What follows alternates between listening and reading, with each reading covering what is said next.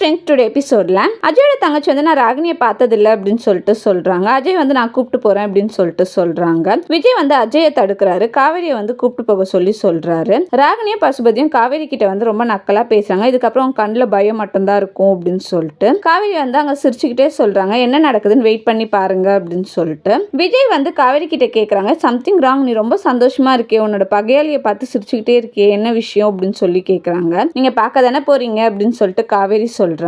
Engagement நடக்கும்போது அந்த பிளேஸ்க்கு போலீஸ் வராங்க. பசுபதி யாரு அப்படின்னு சொல்லி கேக்குறாங்க. நீங்க ஒரு பொண்ணை கடத்தின கேஸ்க்காக உங்களை அரெஸ்ட் பண்றோம் அப்படின்னு சொல்லிட்டு சொல்றாங்க. எந்த பொண்ணு கேஸ் கொடுத்தது அப்படின்னு சொல்லிட்டு பசுபதி கேக்குறாரு. நான் தான் அப்படின்னு சொல்லிட்டு காவேரி சொல்றாங்க. கொடைக்கானல் என்ன கடத்தினதுக்காக உங்களை அரெஸ்ட் பண்றாங்க அப்படின்னு சொல்லிட்டு விஜயோட ஃபேமிலிக்கு அப்பதான் தெரிய வருது. அன்பரசு வந்து சொல்றாரு, அந்த பொண்ணு ஏதாவது விளையாட்டா கொடுத்துருக்கோம் சார் அப்படின்னு சொல்லிட்டு. நான் விளையாட்டெல்லாம் கொடுக்கல, நான் உண்மையா தான் கொடுத்தேன், இல்லைன்னா பசுபதியோ ராகினியோ அதை மறுத்து பேசுவாங்களா அப்படின்னு சொல்லி கேக்குறாங்க. தாத்தாக்கு வந்து கோவம் வந்துடுது. அவர் அரெஸ்ட் பண்ணி கூப்பிட்டு போங்க அப்படின்னு சொல்லிட்டு சொல்றாங்க. நிச்சயம் வந்து நின்னுடுது. ராகினி வந்து அப்பா அப்பான்னு சொல்லிட்டு அழுவுறாங்க. காவேரி வந்து சிரிக்கிறாங்க. தேங்க்யூ.